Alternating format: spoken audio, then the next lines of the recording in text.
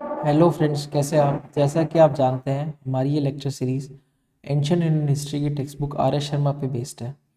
और इस lecture series का ऑब्जेक्टिव है कि एंशियंट इंडियन हिस्ट्री से जुड़े सारे टॉपिक्स को अच्छे से समझना और उससे जुड़ा अगर कोई भी क्वेश्चन हम कॉम्पिटिटिव एग्जाम में फेस करते हैं तो हम उसे ईजिली हैंडल कर पाएँ। अब जो हम डिस्कस कर रहे हैं वो पार्ट 2 है हड़प्पन कल्चर का। और अब हम शुरू करेंगे टाउन प्लानिंग से। Town planning and structures. तो टाउन प्लानिंग या स्ट्रक्चर से बात करें तो सबसे पहले मैं इनके दो सबसे इंपॉर्टेंट टाउन्स का नाम लेना चाहूँगा। एक तो हड़प्पा और दूसरा आप जानते ही हैं मोहनजोदड़ो। तो बेसिकली इनको डिस्टिंग्विश किया जाता था इनके टाउन प्लानिंग के सिस्टम की वजह से हड़प्पन कल्चर को। और जो हड़प्पा और मोहनजोदड़ो है, हड़प्पा और मोहनजोदड़ो, इन दोनों में ही सिटाडल या कह लो एक्रोपोलिस है।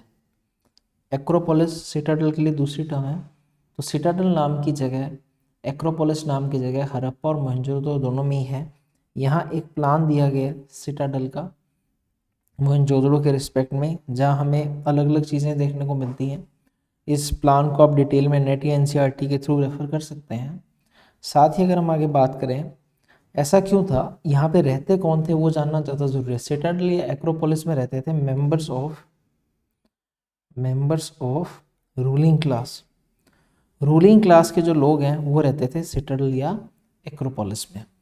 जो सिटाडल था उसके नीचे हर सिटी में, ईच सिटी में क्या होता था, लोअर टाउन होता था।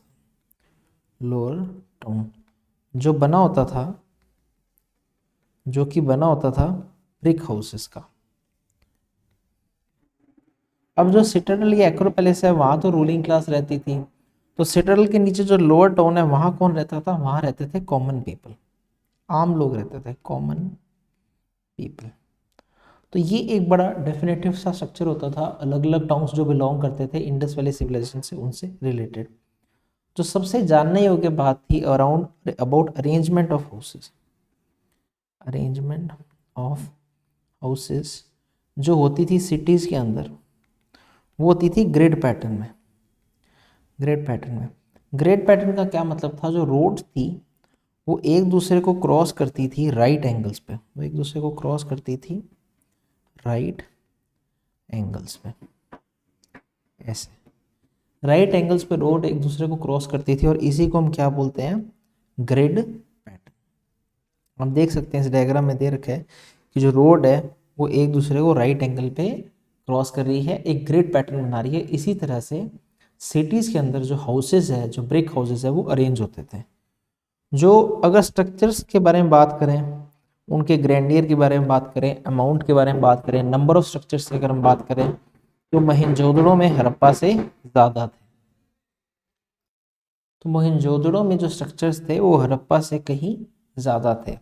अब ये जो मॉन्यूमेंट्स थे सिटीज़ के, जो ये मॉन्यूमेंट्स थे सिटीज़ के, ये क्या सिंबलाइज करते थे, ये सिंबलाइज करते थे रूलिंग क्लास की एबिलिटी को, रूलिंग क्लास की एबिलिटी को to mobilise labour, mobilise labour, plus आपको बड़े कंस्ट्रक्शन के लिए और क्या चाहिए जो आज भी होता है, प्लस कलेक्ट टैक्सेस।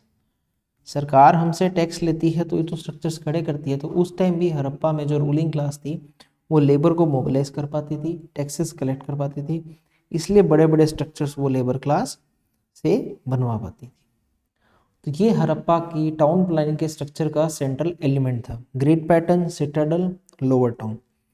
आगे हम बात करें जो ह्यूज ब्रिक कंस्ट्रक्शंस होते थे, ह्यूज ब्रिक कंस्ट्रक्शंस, ये किसको डिनोट करते थे, कॉमन लोग के ऊपर एक इंप्रेशन क्रिएट करते थे of Prestige, Prestige and influence of their rulers. अपने जो उनके रूलर्स होते थे उनकी प्रेस्टीज और इन्फ्लुएंस का इंप्रेशन क्रिएट करते थे। जो भी स्ट्रक्चर के रिमेनेंट्स हमें आज मिलते हैं उनको रिकंस्ट्रक्ट करके जो हम इन्फ्लुएंस बनाते हैं कि आज से इतने हज़ारों साल पहले जब इतने बड़े बड़े स्ट्रक्चर्स थे तो रूलिंग क्लास की प्रेस्टीज और इन्फ्लुएंस को डिनोट करते थे। अब हम एक ज़रूरी स्ट्रक्चर डिस्कस करेंगे जिसका डायग्राम ये है, जिसको हम बोलते हैं great bath. Great bath.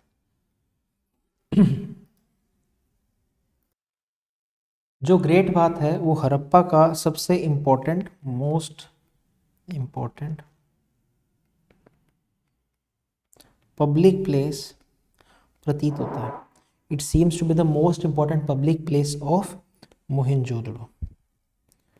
Mohenjodaro ये सिचुएटेड कहाँ था आपको पता है? जितने मॉन्यूमेंट्स और इंपॉर्टेंट स्ट्रक्चर्स थे वो कहाँ लोकेटेड थे? वो लोकेटेड थे सिटाडल में। और क्योंकि ये ब्रिक्स का बना हुआ था तो इसको देख के हमें पता चलता है ब्यूटीफुल ब्रिक वर्क। ये हमें इस ग्रेट बात को देख के मिलता है। ये देखो, ये जो ब्रिक्स आज तक इंटैक्ट पड़ी हैं, they were made during Harappa and Mohenjodaro time period, thousands of years back. तो क्वालिटी ऑफ ब्रिक्स को आप देख सकते हैं। और ये जो ग्रेट बात है सो लोकेटेड कहाँ था? तो ये लोकेटेड था सिटाडल में। इसके साइज और डायमेंशंस की बात करें तो इसका जो लेंथ और ब्रेड्थ था वो था 11.88 इंटू 7.01 मीटर्स, और जो इसकी डेप्थ थी वो थी 2.43 मीटर्स।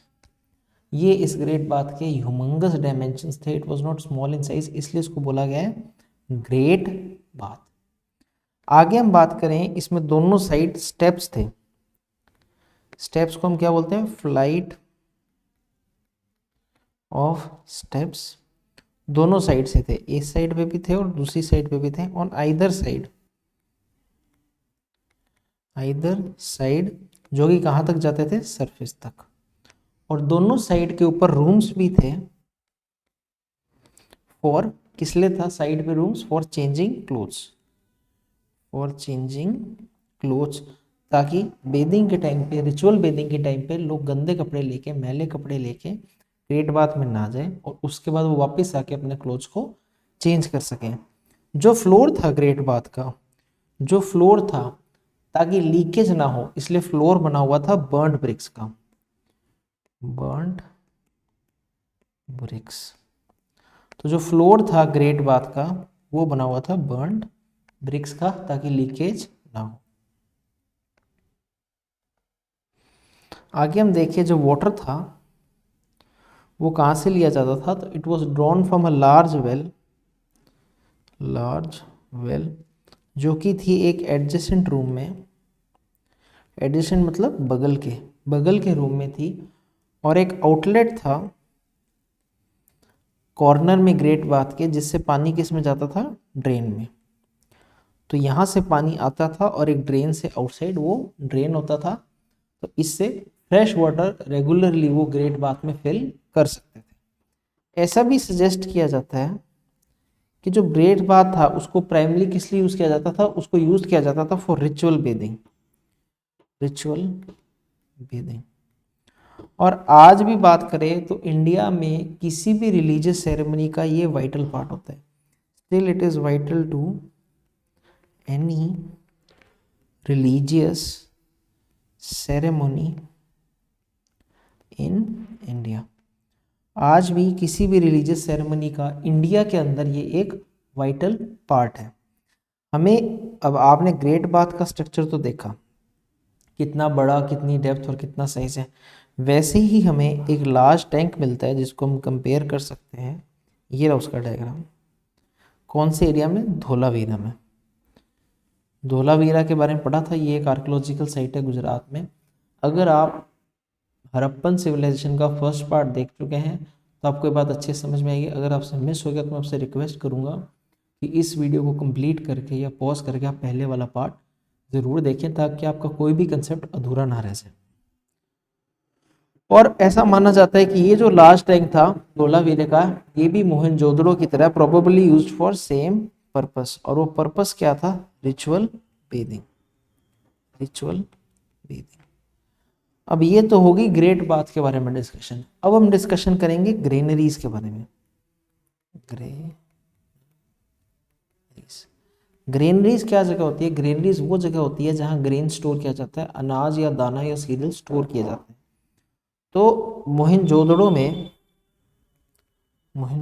में जो सबसे बड़ी बिल्डिंग थी, जो लार्जेस्ट बिल्डिंग थी, लार्जेस्ट बिल्डिंग थी वो क्या थी, एक ग्रेनरी थी। उसके साइज का अगर हम एस्टिमेट लेना चाहें तो उसकी लंबाई तो थी 45.71 मीटर 45.71 मीटर, और उसकी विड्थ थी 15.23 मीटर। इतनी बड़ी वो ग्रेनरी थी। अब हम बात करें सिटाडल में ही आपको पता है सारे मोन्यूमेंटल स्ट्रक्चर्स होते थे, तो ग्रेनरीज भी कहाँ लोकेटेड थी, सिटाडल में। और यही डिस्कशन अगर हम मोहनजोदड़ो से शिफ्ट करके हड़प्पा की तरफ लाते हैं तो सिटाडल ऑफ हड़प्पा में हमें कितनी ग्रेनरीज मिलती हैं, 6 ग्रेनरीज। 6 ग्रेनरीज हमें मिलती हैं हड़प्पा के सिटाडल में। इसमें क्या है, 2 रोज बनी हुई हैं जो कि बनी हुई है सीरीज ऑफ ब्रिक प्लेटफॉर्म पे। तो आप देख सकते हैं कि हड़प्पन कल्चर में या इंडस वैली सिविलाइजेशन में ब्रिक का काफ़ी एक्सटेंसिव यूज था। हर जो ग्रेनरी थी यहाँ पे उसका साइज था 15.23 इंटू 6.09 मीटर, और वो लोकेटेड किसके पास थी, it was located within a few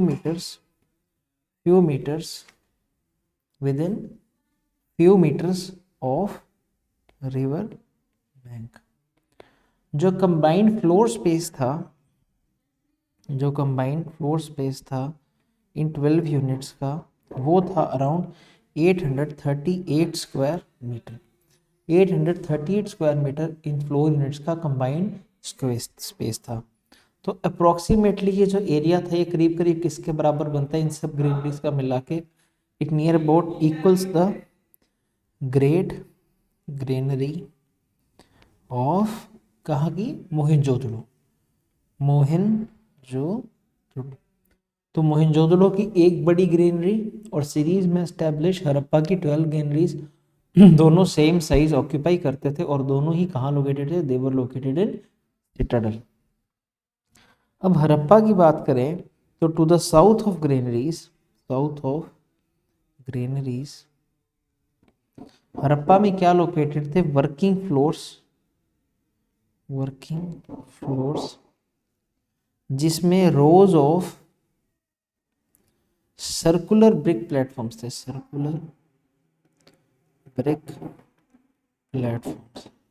अब सर्कुलर ब्रिक प्लेटफॉर्म्स का ग्रेनरी के पास क्या यूज हो सकता है, तो इसका यूज हो सकता है, दे वर मेंट फॉर थ्रेशिंग ग्रेन, अनाज को पीसने के लिए बने हुए थे, थ्रेशिंग ग्रेन। क्योंकि लिए इस फ्लोर की क्रिविसेस में, छोटे छोटे गैप्स में हमें क्या किसके रिमेन्स मिले हैं, वीट के और बार्ले के। तो जो वीट और बार्ले के ग्रेन को थ्रेश करते थे वही ग्रेन की हमें आज भी क्रेविसेस में मिला है। तो ग्रेनरी थी, ग्रेनरी रिवर से कुछ मीटर्स दूर लोकेटेड थी, और उसी ग्रेनरी के पास सर्कुलर ब्रिक प्लेटफॉर्म्स थे जिनको यूज किया जाता था for threshing grains such as wheat and barley. इससे हमें ये भी पता चलता है कि वो क्या क्रॉप्स ग्रो करते थे। जो हड़प्पा था वहाँ पे 2 रूम्ड 2 कमरों के बैरक्स भी थे, रुकने की जगह थी, जो पॉसिबली बना था लेबरर्स को रोकने के लिए। It accommodated labourers. यहीं से अगर मोहनजोदड़ो और हड़प्पा से डिस्कशन शिफ्ट करते हुए हम कालीबंगन की तरफ जाएं तो कालीबंगन के सदर्न पार्ट में, in southern part of Kalibangan, वहां भी हमें ब्रिक प्लेटफॉर्म मिलते हैं जो शायद किस लिए यूज होते थे, for the use as granaries. ऐसे हमें पता चलता है कि जो ग्रेनरीज हैं वो काफी इंपॉर्टेंट रोल प्ले करती थी हड़प्पन सिटीज में। आगे हम बात करें कि मैं आपसे रेगुलरली डिस्कस कर रहा हूँ कि ब्रिक का इंडस वैली सिविलाइजेशन में बहुत एक्सटेंसिव यूज हुआ था। साथ ही मैंने आपको भी बताया जो ग्रेट पाथ था उसका जो फ्लोर था वो बर्न ब्रिक्स का बना हुआ था। तो अब हम डिस्कशन जो शुरू करेंगे वो शुरू करेंगे बर्न ब्रिक्स पे। ये हमारा अब का डिस्कशन है। तो जो बर्न ब्रिक्स थे उसका हड़प्पन सिटीज में यूज बहुत रिमार्केबल है, क्योंकि उस टाइम पीरियड की अगर हम इजिप्ट से यूज करें, कंपेयर करें इजिप्ट की बिल्डिंग से, तो वो लोग बर्न ब्रिक्स नहीं यूज करते थे, वो यूज करते थे ड्राइड ब्रिक्स। फर्क क्या है, ड्राइड ब्रिक वो होगी जिसको धूप में सुखाया गया, बर्न ब्रिक वो होगी जिसको भट्टी में पकाया गया। तो बर्न ब्रिक की जो स्ट्रेंथ है वो ड्राइड ब्रिक से कहीं ज़्यादा होगी। ये एक हड़प्पन ब्रिक की सैंपल फोटो है। साथ ही हमें बेक्ड ब्रिक्स का यूज़ मिलता है कंटेम्प्रेरी मतलब same time period, contemporary Mesopotamia से। तो मेसोपोटामिया में भी हमें बेक्ड या बर्ग्ड मिक्स के एग्जांपल मिलते हैं उसी टाइम पीरियड में, बट हड़प्पा में फिर भी उसका जो यूज़ था वो बहुत बड़े पैमाने में था। In Harappa they were used in much larger extent.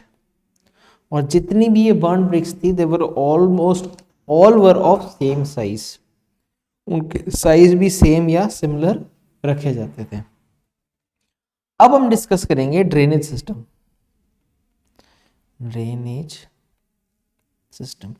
ये बड़ा एक इम्प्रेसिव पार्ट था हड़प्पन सिविलाइजेशन का कि जो भी वेस्ट वाटर निकल रहा है, जो भी पानी ड्रेन हो रहा है, वो ड्रेन हो रहा है एक सिस्टम से, एक मेथड से, कहीं भी वो इकट्ठा नहीं हो रहा पॉट होल्स में। ऐसा सिस्टम हजारों साल पहले बनाना इट वॉज रिमार्केबल। तो ड्रेनेज सिस्टम था मोहनजोदड़ो का जो स्टडी किया गया, इट वॉज वेरी इम्प्रेसिव। जितनी भी सिटीज थी, इन ऑलमोस्ट ऑल सिटीज, वहाँ पे जितने भी घर थे, एवरी हाउस, चाहे वो बड़ा हो, लार्ज हो या वो स्मॉल हो, उसका खुद का कोर्टयार्ड होता था, ओन कोर्टयार्ड, और बाथरूम होता था। हर घर में खुद का कोर्टयार्ड और खुद का बाथरूम होता था। कालीबंगन में कई घरों के अंदर खुद की वेल्स भी होती थी, कुएं भी होते थे। Many houses had their own wells. अब जब वाटर था, वाटर फ्लो करता था हाउस से स्ट्रीट्स की तरफ, और स्ट्रीट्स में क्या होती थी, ड्रेन्स। जो ड्रेन्स था उनको कई बार कवर भी किया जाता था ब्रिक से, और कभी कभी उनको कवर किया जाता था स्टोन स्लैब से, पत्थर के टुकड़ों से, स्टोन स्लैब्स थे। जो रिमेन्स थे स्ट्रीट और ड्रेन्स के, वो आज भी हमें मिलते हैं एक और जगह, बन वाली। अगर हम बात करें जो क्वालिटी थी डोमेस्टिक बाथरूम्स की और ड्रेन्स की, वो काफ़ी रिमार्केबल थी। इसी वजह से हम कह सकते हैं जो हड़प्पा का ड्रेनेज सिस्टम था वो ऑलमोस्ट क्या था, यूनिक था, काफ़ी ज़्यादा यूनिक था। पर हैव्स ये बोला जा सकता है कि उस समय में कोई और ब्रॉन्ज एज सिविलाइजेशन नहीं था, no other bronze age civilisation, जहाँ पे हेल्थ और क्लीनलीनेस पे इतना अटेंशन दिया गया हो। इसी के साथ हमारा इंडस वैली सिविलाइजेशन का वीडियो का पार्ट 2 पूरा होता है। आगे हम डिस्कस करेंगे agriculture in Indus valley civilisation. Thank you.